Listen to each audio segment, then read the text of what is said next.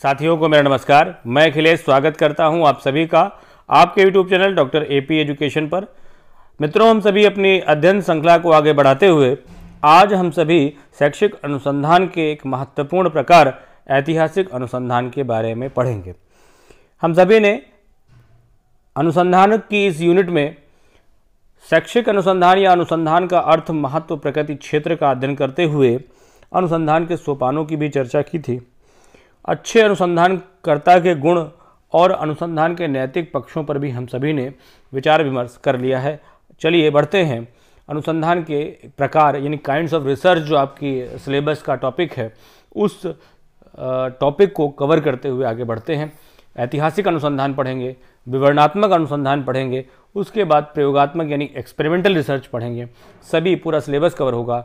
तो आप कहीं से भी शिक्षा शास्त्र विषय से संबंध रखते हो तो यह यूट्यूब चैनल आप सभी के लिए महत्वपूर्ण है, उपयोगी है। तो आप इस चैनल को अगर अभी तक आपने सब्सक्राइब नहीं किया है तो कर सकते हैं। आपके अध्यापन में सहयोग मिल सकता है, ऐसा प्रयास करूंगा मैं। चलिए ऐतिहासिक अनुसंधान के बारे में चर्चा करते हैं। जैसा कि नाम से ही इसके स्पष्ट हो रहा है कि हम सभी अतीत की बातों के बारे में कुछ खोज करने का प्रयास करेंगे। अतीत की बातों के बारे में कि वर्तमान की बातों के बारे में, इस पर एक सस्पेंस क्रिएट करते हुए हम सभी आगे बढ़ते हैं कि है तो हम वर्तमान में, खोजना क्या है, वर्तमान की समस्याओं का हमें समाधान करना है। वर्तमान की समस्या का मूल कारण जानने के पीछे कभी कभी हम प्रयास करते हैं क्या पूर्व में, हमारे अतीत में भी, हमारे पास्ट में भी क्या ऐसी कभी कोई स्थिति आई थी, यदि आई थी तो उससे कैसे निपटा गया था, क्या वो जो परिस्थितियाँ उस समय बनी थी या उस समस्या के समाधान के लिए पास्ट में या अतीत में जो समाधान किए गए थे, क्या वर्तमान में वो आज प्रासंगिक हैं या नहीं है। इन सब के बारे में हम ऐतिहासिक अनुसंधानों में पढ़ते हैं। चलिए स्पष्ट रूप से समझने का प्रयास करते हैं। एक समाज की वर्तमान संस्थाओं, समस्याओं व विचारधाराओं के विशिष्ट स्वरूप को ज्ञात करने के लिए, कोई एक समाज है जिसकी आज की वर्तमान संस्थाएं हैं, संसद है, विधानसभा है, विद्यालय हैं, ये जो मूल संस्थाएं हैं, वर्तमान की जो समस्याएं हैं, वर्तमान में जो प्रचलित विचारधाराएं हैं, उनका विशिष्ट स्वरूप जो आज हमें देखने को मिल रहा है, इस स्वरूप को जानने के लिए हम क्या करते हैं, हमें ऐतिहासिक अनुसंधानों की आवश्यकता पड़ती है। इस ऐतिहासिक अनुसंधान में हम क्या करते हैं, अतीत में घटित घटनाओं की विधिवत ढंग से, अतीत मतलब पास्ट जो बीत चुका है, हम वहाँ जा नहीं सकते, परंतु हम इसीलिए फिर आगे की बातें और आएंगी, वहाँ पर हम सिर्फ प्रमाणों पर या साक्ष्यों के आधार पर ही कुछ बातें, या जो हमारे पास ग्रंथ उपलब्ध हैं उन्हीं के आधार पर हम बातें कर पाते हैं। तो अतीत में घटित घटनाओं की विधिवत ढंग से जानकारी निसंदेह वर्तमान तथा भविष्य का उन्नयन करने में सहयोग देती है। इसलिए हमें इतिहास का सम्यक अध्ययन तथा ऐतिहासिक घटनाओं की खोज करने के लिए ऐतिहासिक अनुसंधान कार्य संपादित करने पड़ते हैं। अब जो ये हाईलाइटेड है लाइन, यही एक लाइन में आप ऐतिहासिक अनुसंधान क्या है, आपसे अगर कोई पूछता है तो अगर आप एक लाइन में इस प्रश्न का जवाब देना चाहते हैं तो आप ऐसे कह सकते हैं कि ऐतिहासिक अनुसंधान वस्तुतः अतीत की घटनाओं से जुड़े तथ्यों, अतीत की जुड़ी हुई घटनाओं से जुड़े हुए तथ्यों व उनकी आज की प्रासंगिकता को स्थापित करते हैं। ठीक है, जितने भी आप ऐतिहासिक अनुसंधानों की अगर बात आप कर रहे हैं, आप अगर मध्यकालीन शिक्षा की खोज करना चाहते हैं, मध्यकालीन समय की शिक्षा पद्धति का अध्ययन करना चाहते हैं, तो अगर आपने अपने रिसर्च में टॉपिक लिया है कि मध्यकालीन शिक्षा पद्धति, तो हो सकता है आपका रिसर्च टॉपिक पास ना हो।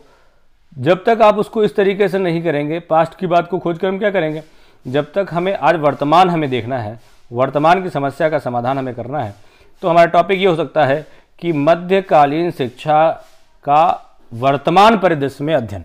या मध्यकालीन शिक्षा का वर्तमान में प्रासंगिकता, या वैदिक कालीन शिक्षा पद्धति की वर्तमान में प्रासंगिकता का अध्ययन।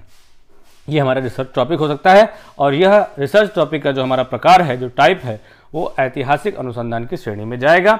यह किसी व्यक्ति, विचार, आंदोलन, संस्था या समय विशेष पर केंद्रित हो सकता है। चलिए आगे देखते हैं। इस क्षेत्र के विशेषज्ञ के विचार हम लें तो जॉन डब्ल्यू बेस्ट एवं जेम्स वी काहन के अनुसार अनुसंधान या रिसर्च फील्ड में कोई भी परिभाषा यदि जॉन डब्ल्यू बेस्ट की है तो वो बेस्ट ही है, सबसे प्रामाणिक मानी जाती है। ठीक है, तो क्या कहते हैं ये? कहते हैं बेस्ट साहब कि ऐतिहासिक अनुसंधान क्या था का वर्णन करता है। इस प्रक्रिया में सामान्यीकरण की खोज करने के उद्देश्य से, सामान्यीकरण की खोज करने के उद्देश्य से अतीत की हम उन घटनाओं का अन्वेषण, अभिलेखन, विश्लेषण तथा व्याख्या करना समाहित होता है जो अतीत व आज का समय, वर्तमान को समझने तथा उस दोनों की, अतीत और वर्तमान की कुछ समीपता के साथ साथ हम भविष्य का भी अनुमान लगाने में सहायता देती है। तो इसे हम ऐतिहासिक अनुसंधान की श्रेणी में करते हैं। एक अनुसंधान की और एक बड़ी प्रचलित पुस्तक H.K. कपिल, जो सबसे पुरानी पुस्तक मानी जाती है, वहाँ पर जब मैं पढ़ रहा था तो ऐतिहासिक अनुसंधान की ये परिभाषा मिली, जॉन डब्ल्यू बेस्ट की ही थी। तो उसमें ये बात लिखी गई, ऐतिहासिक अनुसंधान ऐतिहासिक घटनाओं, समस्याओं के अन्वेषण में वैज्ञानिक पद्धति की अनुप्रयुक्ति होती है। ये जॉन डब्ल्यू बेस्ट की ऐतिहासिक अनुसंधान को लेकर परिभाषा थी। विभिन्न पुस्तकों से संबंधित जो कंटेंट आपके सामने, यानी रिसर्च फील्ड की जो सबसे अच्छी पुस्तकें हैं, उन सभी पुस्तकों से मैं आपके लिए कंटेंट इकट्ठा करता हूं और आपके लिए बेस्ट देने का प्रयास करता हूं। तो आप सभी का सहयोग भी अपेक्षित है। चलिए आगे बढ़ते हैं। फ्रेड एन कर्लिंगर के अनुसार क्या कह रहे हैं ये? एक अन्य महत्वपूर्ण व्यक्ति, एक अन्य विशेषज्ञ व्यक्ति ऐतिहासिक अनुसंधान को परिभाषित करते हुए कहता है कि ऐतिहासिक अनुसंधान अतीत की घटनाओं, प्रगतियों तथा अनुभवों का एक आलोचनात्मक अन्वेषण है। क्या है? आलोचनात्मक। जो हम पूर्व की घटित घटनाएं हैं उनका एक प्रकार से आलोचनात्मक अन्वेषण करते हैं। आलोचना क्यों करते हैं ये भी महत्वपूर्ण है। ऐतिहासिक अनुसंधानों की सबसे महत्वपूर्ण विशेषता एक समालोचना भी करना है, क्योंकि हमारे सभी डेटा जो होते हैं वो जो पूर्व में स्थापित तथ्यों पर आधारित होते हैं। कुछ पुस्तकें होंगी, कुछ अभिलेख होंगे, इन पर ही हमारा पूरा जो रिसर्च होता है उन्हीं पर बेस्ड होता है। तो हमें आलोचना भी खुद से करनी पड़ती है। आगे जानेंगे कि यह भी एक अनुसंधान प्रक्रिया का एक भाग है। ऐतिहासिक अनुसंधान का ये एक स्टेप है। क्यों महत्वपूर्ण है ये भी समझने का प्रयास करेंगे। आगे बढ़ते हैं। उपरोक्त विद्वानों द्वारा दिए गए मतों के अवलोकन से यह स्पष्ट हो रहा है कि ऐतिहासिक अनुसंधान का मुख्य उद्देश्य अतीत की जानकारी के आधार पर, अतीत की यानी वैदिक कालीन पद्धति के आधार पर वर्तमान को समझना और भविष्य के लिए सतर्क करने की एक प्रक्रिया के रूप में हम ऐतिहासिक अनुसंधानों को परिभाषित कर सकते हैं। इतनी बात समझ में आ गई। क्या है ऐतिहासिक अनुसंधान? अतीत की घटनाओं का वर्तमान परिदृश्य में अध्ययन या वर्तमान के सापेक्ष अध्ययन करना हमारा ऐतिहासिक अनुसंधान कहलाता है। ठीक है, चलिए आगे बढ़ें। चलो आगे देखते हैं क्या कह रहा है। वस्तुतः ऐतिहासिक अनुसंधान अतीत की वास्तविकताओं को तत्कालीन परिप्रेक्ष्य में सामने लाकर वर्तमान व भविष्य की क्रियाओं व प्रवृत्तियों के आधार पर एक सम्यक विवेचन प्रस्तुत करता है। इसी क्रम में आगे बढ़ते हुए कहा गया है कि ऐतिहासिक सामग्री के अतीत से आबद्ध होने के कारण, ठीक है, किससे संबंधित है? पास्ट से संबंधित है। अब कोई टाइम मशीन नहीं है आपके पास जो आप वैदिक काल में जाकर के खुद से चीजों को देखें। तो क्या होता है? ऐतिहासिक सामग्री के अतीत से आबद्ध होने के कारण न तो उन्हें दोहराया जा सकता है, न ही उनमें किसी प्रकार का कोई परिवर्तन किया जा सकता है। इसीलिए ऐतिहासिक सामग्री के विश्लेषण व व्याख्या का कार्य वस्तुनिष्ठ न होकर के कैसा होता है, विषयनिष्ठ होने के कारण सदैव ही ऐतिहासिक अनुसंधानों में पक्षपात की संभावना बनी रहती है। जरूर व्यक्ति के विचारों के समावेशन की संभावना बनी रहती है। ये ऐतिहासिक अनुसंधानों की कमी भी है। जब हम सीमाएं पढ़ेंगे तो भी एक हमें इसकी सीमा या एक कमी हमें यहाँ से देखने को मिल रही है। चलिए आगे बढ़ते हैं। इन सीमाओं के होने के बावजूद हम प्रयास करते हैं कि हमारा जो अध्ययन है वो वैज्ञानिक हो। विज्ञान क्या है? विज्ञान कोई एक विधा के लिए रजिस्टर्ड नहीं है। विज्ञान की परिभाषा हम सभी पढ़ते हैं कि क्रमबद्ध और सुव्यवस्थित ज्ञान को हम विज्ञान कहते हैं। क्या विज्ञान की कोई भी परिभाषा ये कहती है कि सुव्यवस्थित एवं सुगठित, क्रमबद्ध व व्यवस्थित भौतिक विज्ञान, क्रमबद्ध या व्यवस्थित रसायन विज्ञान, ऐसा कहती है क्या? ऐसा बिल्कुल नहीं कहती। विज्ञान माने सुगठित एवं सुव्यवस्थित यानी क्रमबद्ध ज्ञान को हम विज्ञान कहते हैं। तो हम किसी कार्य को, किसी बात को, किसी विषय को यदि हम क्रमबद्ध और सुव्यवस्थित ढंग से पढ़ने का प्रयास करते हैं, साक्ष्यों के आधार पर अपनी बात करते हैं, तो हमारी बात भी वैज्ञानिक मानी जाएगी, हमारा कार्य भी वैज्ञानिक माना जाएगा। तो मैं कह सकता हूं, हम सभी ये कह सकते हैं कि विज्ञान एक तरीका है, एक मेथड है किसी भी काम को करने का, एक जीवन को जीने का। ठीक है, तो इसी तरीके से हम अपने सभी अनुसंधानों को वैज्ञानिक आधार पर अपने तथ्यों को प्रस्तुत करने का प्रयास करते हैं। सीमाएं कितनी भी अधिक होती हैं, उन सीमाओं में रहते हुए भी हम अपने कार्य को, हम सभी जानते हैं कि इसका एक्सप्लेनेशन वस्तुनिष्ठ ढंग से हो जाता है, फिर भी हम वस्तुनिष्ठता लाने का प्रयास करते हैं। कैसे? चलिए देखते हैं। ऐतिहासिक जो हमारे डेटा है, जो हमें हिस्टोरिकल डेटा प्राप्त होता है, वो कहाँ से मिलता है, और ये जो सोर्स है, इसी सोर्स से हम डेटा के ऑथेंटिकेट और बायस्ड होने का अनुमान लगाते हैं। चलिए देखते हैं कैसे। वस्तुतः ऐतिहासिक अनुसंधानों का विषय क्षेत्र वर्तमान न होकर पुरातन अतीत होता है, तो उस समय की उपलब्ध सामग्री पर आधारित होता है। अतीत के अध्ययन के लिए उपलब्ध सामग्री निम्न प्रकार की हो सकती है। कौन कौन सी हो सकती है?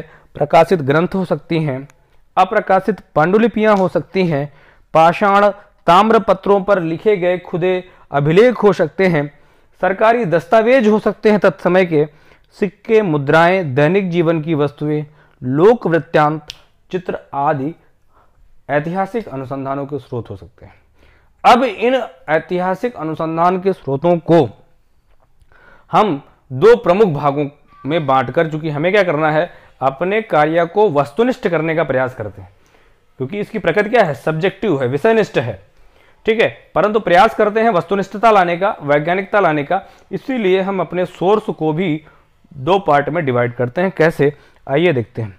ऐतिहासिक अनुसंधानों में संग्रहित किए जाने वाले जितने भी डेटा हैं, उन डेटा के सोर्स को हम दो भागों में बांटते हैं, जिन्हें हम प्राइमरी सोर्स या सेकेंडरी सोर्स कहते हैं। प्राथमिक स्रोत या द्वितीयक स्रोत में बांटा जाता है। बहुत प्रश्न आता है इस ऐतिहासिक अनुसंधान से, इस प्रकार से, और प्राथमिक और द्वितीयक स्रोतों से भी प्रश्न आता है। पूछे जाते हैं कि निम्नलिखित में से आपको अभिलेखों के नाम लिखे होंगे और पूछा जाएगा कि निम्नलिखित में से किसे प्राथमिक स्रोतों में रखा जाता है। ठीक है, निम्नलिखित में से किसे द्वितीयक स्रोतों में रखा जाता है। ठीक, तो आइए समझते हैं। प्राथमिक स्रोतों की बात अगर हम करें तो ऐतिहासिक अनुसंधान के प्राथमिक स्रोतों से तात्पर्य, इसके शब्द से ही अर्थ निकल रहा है कि ये जो है पहला स्रोत है, प्रमुख या मुख्य सोर्स है।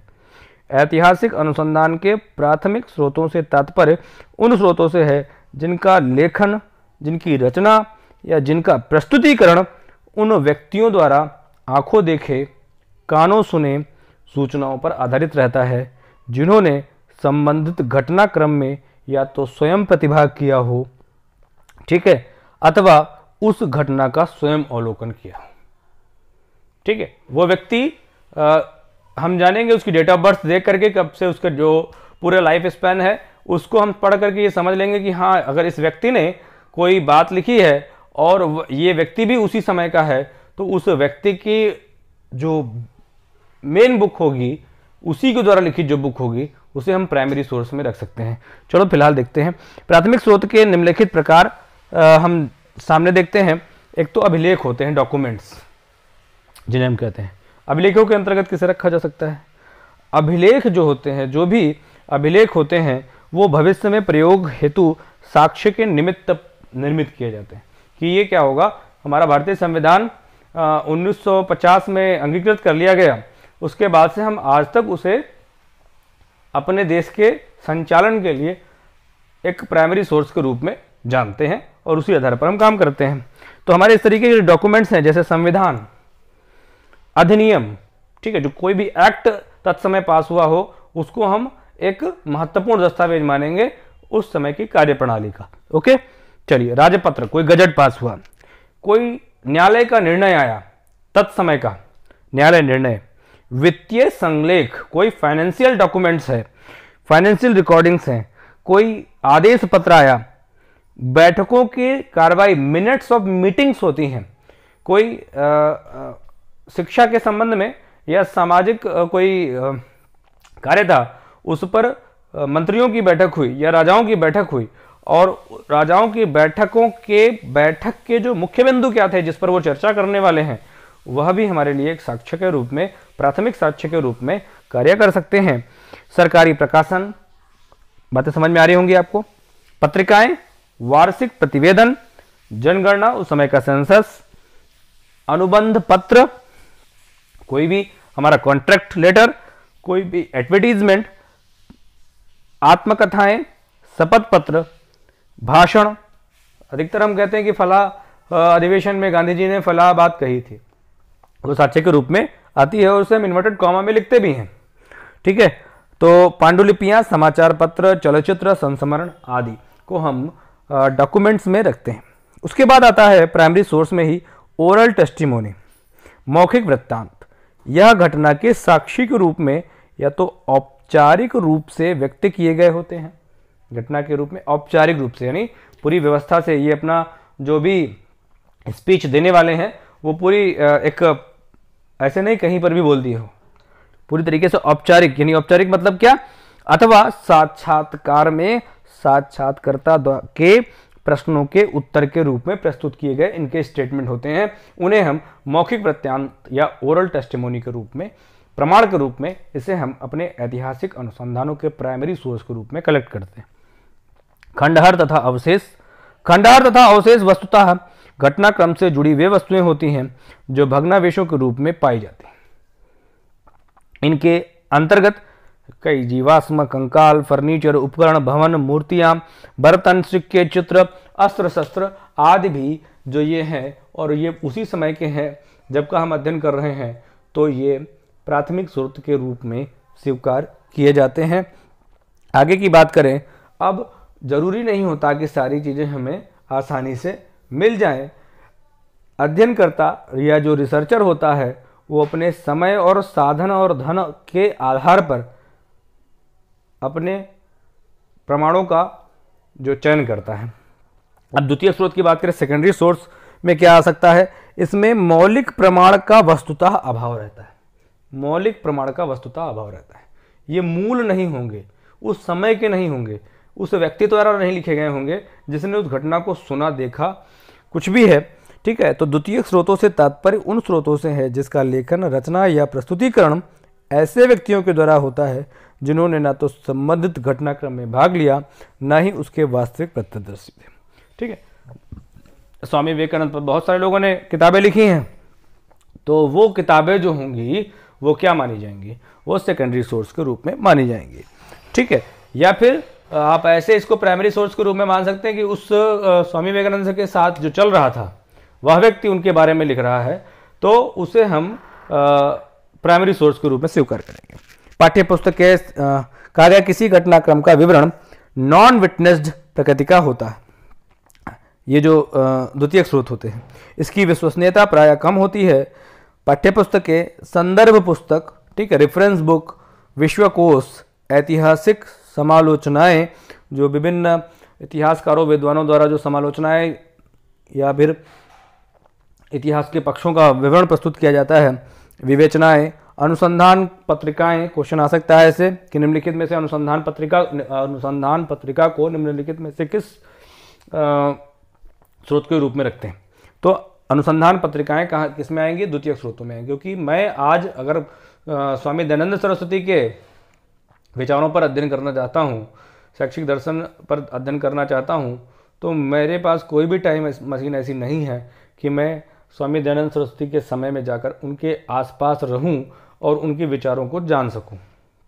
मेरे पास एकमात्र उद्देश्य, एकमात्र स्रोत स्वामी दयानंद सरस्वती के बारे में जानने का मात्र उनके द्वारा लिखित पुस्तकें सत्यात प्रकाश हो सकता है, अन्य पुस्तकें हो सकती है आर्य समाज की, वही मेरे पास एक सोर्स है डेटा का और उसी पर आधारित होगा। इसलिए मेरी जो रिसर्च रिपोर्ट होगी वो प्राइमरी सोर्स के रूप में नहीं हो सकती, मेरी रिसर्च रिपोर्ट सेकेंडरी सोर्स के रूप में जरूर स्वीकार की जा सकती है। अनुसंधान प्रतिवेदन, पौराणिक आख्यान, लोक कथाएं और उपख्यान ये सभी सेकेंडरी सोर्स में रखे जाते हैं। परंतु ऐसी परिस्थितियां आ जाती हैं, गुणात्मक अनुसंधान की प्रकृति है और हम सदैव जानते हैं कि ये समाजशास्त्र के विषय हैं, समाजशास्त्र हैं, सामाजिक विज्ञानों के विषय हैं, जिनमें किसी भी बात को हम पूरे डंके की चोट पर नहीं कह सकते, सदैव अनुमान की संभावना रहती है। इसीलिए कहा जाता है कि एक ही साक्ष्य किसी अनुसंधान में प्रमाणिक स्रोत के रूप में एवं किसी अनुसंधान में द्वितीयक स्रोत के रूप में प्रयुक्त किया जा सकता है।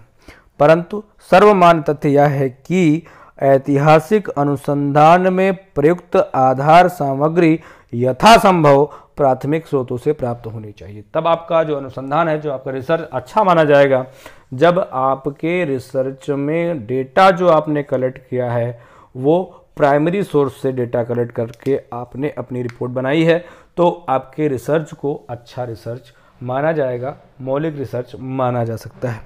चलिए, अगला जो महत्वपूर्ण काम आता है, हमें डेटा मिल गया, ठीक है, ऐतिहासिक अनुसंधान करना हमने प्रारंभ कर दिया और ऐतिहासिक अनुसंधान में हम ये जानते हैं कि क्वेश्चन आता भी है, गुणात्मक अनुसंधान में परिकल्पनाओं का निर्माण नहीं किया था। प्रयास करते हैं हम परिकल्पनाओं का निर्माण करने के, चूँकि जब हम वैज्ञानिक आधार पर कोई भी रिसर्च करते हैं तो हम परिकल्पनाओं का निर्माण करते हैं। हमारे वैज्ञानिक अनुसंधान के 7 सोपानों में परिकल्पनाओं का निर्माण आता है। परंतु व्यवहारिक रूप से हम देखते हैं कि हमारी जो टॉपिक होता है, हमारा जो रिसर्च का टॉपिक होता है, वही हमारी परिकल्पना का काम करता है। उसी पर आधारित हम जो उद्देश्य बनाते हैं और उसी पर हम आगे काम करते हैं। तो कहा भी जाता है, क्वेश्चन भी आता है कि निम्नलिखित में से किस प्रकार के अनुसंधानों में परिकल्पनाओं का निर्माण नहीं होता, तो हम कह सकते हैं ऐतिहासिक अनुसंधानों में, या फिर गुणात्मक या दार्शनिक अनुसंधानों में भी हम मूलतः नहीं बनते हैं। लेकिन अब क्या है कि अलग अलग तरीके हैं लोगों को बनाने के लिए, कोई भी बाध्य नहीं किया सकता। लेकिन ऐसा आपके यहाँ जो प्रश्न आता है कि निम्नलिखित में से किसमें से परिकल्पनाओं का निर्माण नहीं होता, तो आपका उत्तर हो सकता है ऐतिहासिक। ठीक है, तो पहला बात हो गई, हमने समझ लिया ऐतिहासिक अनुसंधान क्या है और ऐतिहासिक अनुसंधान करने लगे, उससे हमने डेटा कलेक्ट करना शुरू कर दिया, आ गया डेटा हमारे पास। अब क्या करना पड़ेगा, तीसरा काम क्या हमें महत्वपूर्ण करना पड़ेगा। हम सभी जानते हैं, पहली ही लाइन में पढ़ लिया है कि भैया ऐतिहासिक अनुसंधान की जो प्रकृति है, हम नहीं जा पाएंगे वहाँ उस समय पर, तो हमारा जो कंटेंट का जो एलेबोरेशन है, जो इंटरप्रिटेशन है, वो सब्जेक्टिव ही रहेगा। इसलिए जो भी हमने प्राइमरी सोर्स भी चुना है, क्या वह बायस्ड तो नहीं था, या वो व्यक्ति जिसके बारे में जिसकी पुस्तक हमने उठाई वह किसी विचारधारा से ग्रसित तो नहीं था। इसलिए हमें समालोचना करनी पड़ेगी, हमें आलोचना करनी पड़ेगी, हमें क्रिटिसाइज करना पड़ेगा। ऐतिहासिक प्रदत्तों की समालोचना, criticism of historical data. Question भी पूछा जाता है कि ऐतिहासिक अनुसंधानों में की महत्वपूर्ण विशेषता क्या है, तो कौन सी विशेषता है, इस प्रश्न का उत्तर देखते हैं। प्रत्यक्ष अवलोकन के द्वारा संकलित न किए जाने के कारण एवं पुनरावृत्ति की संभावना न होने के कारण विविध स्रोतों से प्राप्त सूचनाओं की प्रामाणिकता की जांच करना बहुत ही जरूरी होता है। जो भी स्रोत हमने जिस स्रोत से सूचना प्राप्त की है, ऐतिहासिक प्रदत्तों की प्रामाणिकता की जांच, उसके कड़े मूल्यांकन।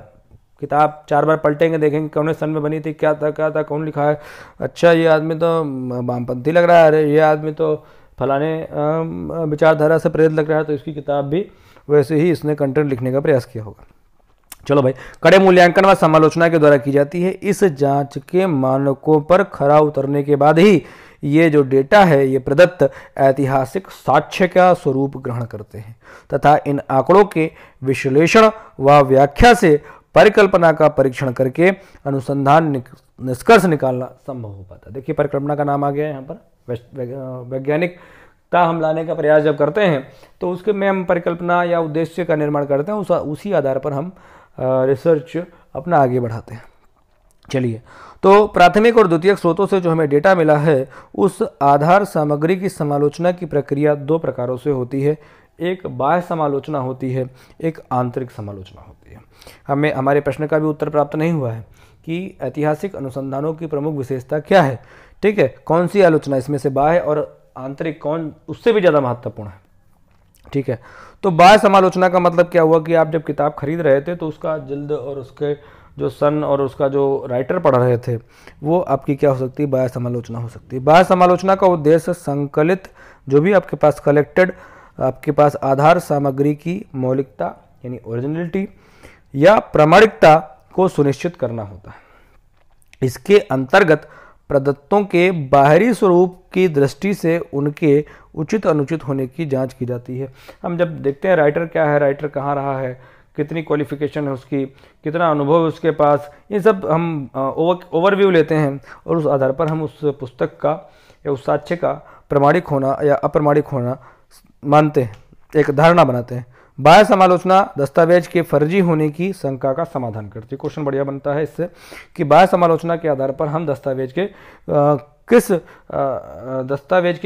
अपनी किस समस्या का समाधान कर सकता है, दस्तावेज के संबंध में अपनी किस समस्या का समाधान कर सकते हैं, तो फर्जी होने की शंका का समाधान कर सकते हैं। किसी दस्तावेज अवशेष की आयु, कब ये पुस्तक लिखी गई, रचयिता का नाम, स्थापित करने के लिए प्रयुक्त कागज, क्या ये कागज उस समय था, स्याही, कपड़ा, धातु या अन्य सामग्री की तत्कालीन उपलब्धता, भाषा शैली, लिपि की तत्समय प्रचलनता, संबंधित व्यक्ति के साक्षात्कार, हस्ताक्षर आदि की दृष्टि से परीक्षण किया जाता है। ये सब बातें हम देखते हैं कि एक ओवरव्यू के इसमें रेडियो कार्बन परीक्षण, रासायनिक परीक्षण तथा भाषा या कलात्मक परीक्षण का प्रयोग किया जाता है। जब बहुत ही सेंसिटिव विषय पर हम काम कर रहे होते हैं तो हम रेडियो कार्बन मेथड का यूज़ करते हैं, टेस्ट का यूज़ करते हैं, उस साक्ष्यों के समय और उसके पुराने होने के जितने भी मौलिक होने की परीक्षण के लिए। ठीक है, दूसरा बात आती है आंतरिक समालोचना। आंतरिक समालोचना से तात्पर्य जो पुस्तक आपने खरीदी जिस रचयिता की, अब उसके में लिखा क्या है, में वर्णित या परिलक्षित पाठ्यवस्तु की विश्वसनीयता, सत्यता, प्रामाणिकता की जांच करने से होता है। अब पता चला कोई किताब आप ले आए उसमें ऐसी बातें लिखी हैं जो आपके पल्ले नहीं पड़ रही, मतलब गले नहीं उतर रही। ठीक है, तो इस तरीके से अब विषय वस्तु की जो आंतरिक समालोचना सबसे महत्वपूर्ण काम, यही प्रश्न का उत्तर है कि ऐतिहासिक अनुसंधान की महत्वपूर्ण विशेषता क्या है, आंतरिक समालोचना। ठीक है, आगे इसको नोट के रूप में मैंने बताया भी है। विषय वस्तु की वस्तुनिष्ठता, सत्यता और प्रामाणिकता की जांच करने से होता है। जो भी आप अंदर कंटेंट लिखा है उस कंटेंट की हम विश्वसनीयता, प्रामाणिकता की जांच करते हैं।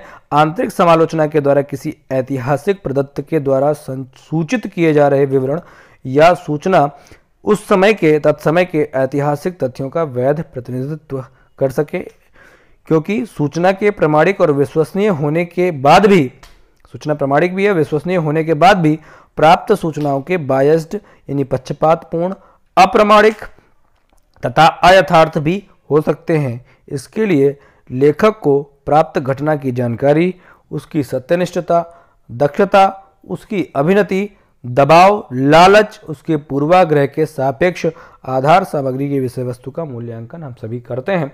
ये आंतरिक समालोचना का काम होता है। हम जानते हैं कि ज्ञात हो कि तथ्यों की समालोचना ऐतिहासिक अनुसंधान की प्रमुख विशेषता है। अब क्वेश्चन आपसे इस तरीके से भी हो सकता है और इस तरीके से भी क्वेश्चन आपके यहाँ पूछा जा चुका है परीक्षा में कि तथ्यों की आंतरिक समालोचना किस अनुसंधान की प्रमुख विशेषता है, तो ऐतिहासिक अनुसंधान की प्रमुख विशेषता है आंतरिक समालोचना। ठीक है, बहुत महत्वपूर्ण है। हम पहले भी पढ़ चुके हैं कि सब्जेक्टिव है ये जब पूरा तरीका, उसमें भी हम वस्तुनिष्ठता लाने का प्रयास करते हैं, उसमें भी हम साक्ष्य और जो भी हमने कथन रूप में साक्ष्य लिया है उस कथन रूपी साक्ष्य के भी हम वस्तुनिष्ठ और प्रामाणिक होने का प्रयास करते हैं। आगे बढ़ते हैं। अब ऐतिहासिक अनुसंधान का महत्व देखते हैं कि क्या है। दो महत्वपूर्ण काम आपके हो गए, एक तो कैसे डेटा कलेक्ट करेंगे, और जो डेटा कलेक्ट किया है उसकी आंतरिक समालोचना के बाद, आंतरिक और बाह्य दोनों समालोचना के बाद हम अपनी रिपोर्ट तैयार करना शुरू करते हैं। क्या महत्व है? हम अतीत के आधार पर वर्तमान का ज्ञान प्राप्त कर सकते हैं। अतीत के आधार पर वर्तमान में जो घटना घट रही है इसका हम अध्ययन कर सकते हैं। परिवर्तन की प्रकृति को समझने में सहायक है। वर्तमान में कोई चीज़ें घटित हो रही हैं तो क्यों हो रही हैं, ऐसा पूर्व में भी हो चुका है। जब समाज पर कठिनता आती है तो समाज सरलता की ओर आगे बढ़ता है। ये सब पहले से हम देखते चले आ रहे हैं, चाहे वो बौद्ध काल का समय हुआ हो, चाहे जैन का समय रहा हो।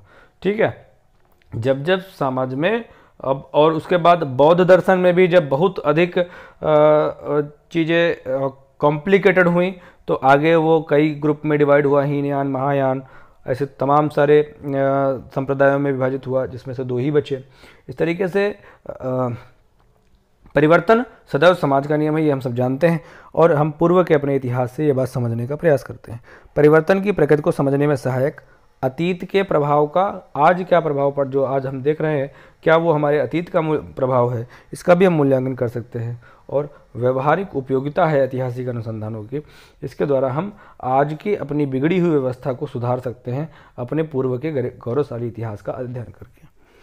ऐतिहासिक अनुसंधान की सीमाएं और समस्याएं, क्या कमी रह जाती है? इतनी अच्छी बात है, इतनी सब बढ़िया बातें पता चल रही हैं वहाँ से।